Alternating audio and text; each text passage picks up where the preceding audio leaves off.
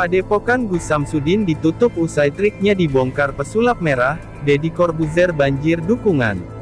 Berikut, selengkapnya. Usai pesulap merah ramai membahas mengenai teknik dukun yang dilakukan oleh Gus Samsudin, kini Padepokan Nur Zat Sejati telah resmi ditutup oleh warga. Hal itu diketahui dari video yang viral di Instagram pada Minggu tanggal 31 Juli tahun 2022 kemarin. Dalam video itu Pak Lurah setempat melakukan orasi di depan warga desa mengenai upaya penutupan Padepokan Nur Zat Sejati. Mempertimbangkan segala hal, salah satunya adalah kenyamanan, ketertiban, kemudian marwah desa kita, dan berdasarkan semuanya. Mari kita tabayun, untuk Padepokan kita nyatakan ditutup, terang Pak Lurah. Melansir kolom komentar unggahan akun tersebut, tak jarang warganet yang kemudian menghubungkan ini dengan kekuatan podcast Deddy Corbuzier. Untuk diketahui, sebelumnya Deddy Corbuzier mengundang pesulap merah dalam podcastnya guna diwawancara mengenai beberapa hal termasuk trik dukun yang dilakukan Gus Samsudin. Pesulap merah mengaku membuat video balasan untuk Gus Samsudin karena menilai trik dukun yang dia lakukan merupakan trik sulap receh. Artinya, yang dilakukan oleh Gus Samsudin selama ini hanyalah untuk mengecoh warga.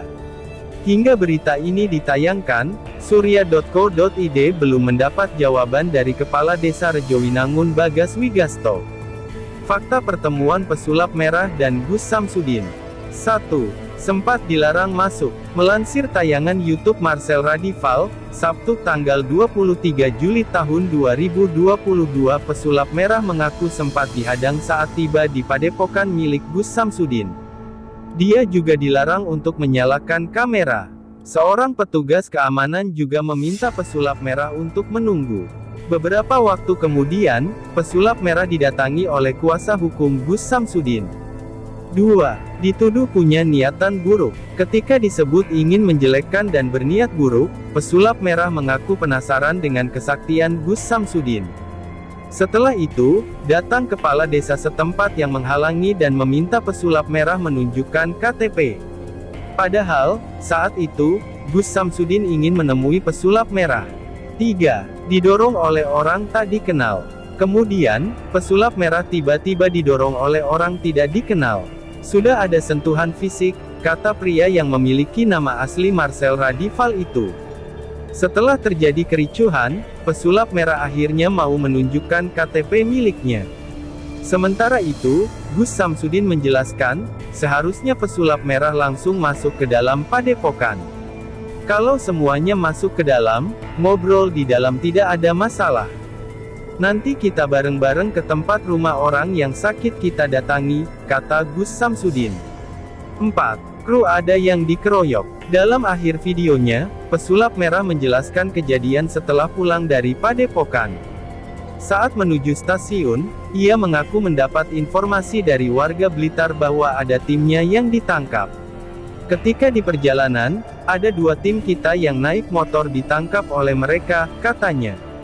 5. Datangi Polres Kabupaten Blitar. Pesulap merah lalu memutuskan untuk mendatangi Polres Kabupaten Blitar. Didampingi pihak kepolisian, dirinya bertemu kepala desa yang sebelumnya ia temui di Padepokan milik Gus Samsudin.